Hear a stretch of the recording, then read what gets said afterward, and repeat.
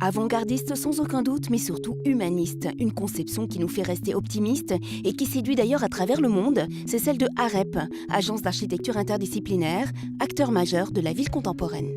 Face à un monde qui se métropolise, notre regard se tourne vers le citoyen. Nous pensons que l'esprit même de la ville, c'est la rencontre. Vivre ensemble, ça veut dire se croiser, échanger, créer de la valeur et la partager. Et donc, une ville idéale, que ce soit une ville qui est en train de naître ou une ville en train de se transformer, et nous intervenons aussi bien dans un cadre que dans l'autre, c'est une ville où l'accès à l'autre est facilité.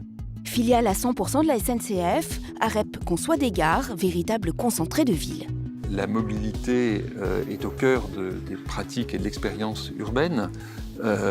J'ai envie de dire que le citadin contemporain ne se sert plus de la mobilité simplement pour se déplacer d'une activité à l'autre, mais vit en mouvement.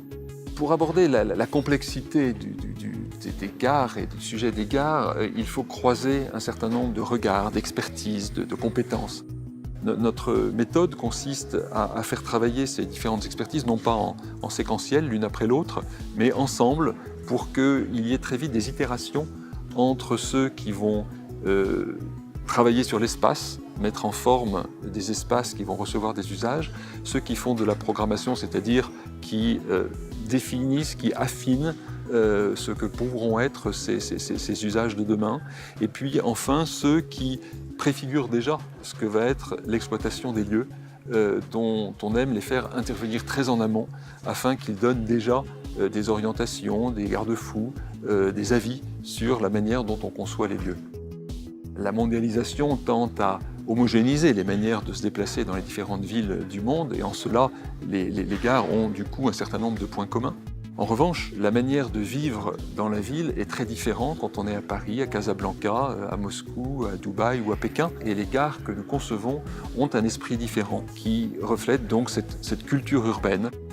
Il s'agit toujours de réfléchir de manière pluridisciplinaire, aussi bien de sociologie que d'écologie que de technique.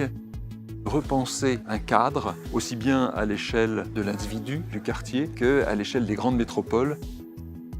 Notre expérience sur la ville est internationale puisque nous travaillons non seulement en France, mais nous avons eu l'occasion de développer des projets urbains en Russie, à Skolkovo, qui est la Silicon Valley de Moscou, au Moyen-Orient. On travaille en Arabie Saoudite, au Bahreïn, sur des projets urbains, en Extrême-Orient, avec la Chine, plusieurs éco-cités sur lesquelles nous sommes actuellement sollicités, à Chengdu, à Wuhan, au Vietnam et en Asie du Sud-Est aussi.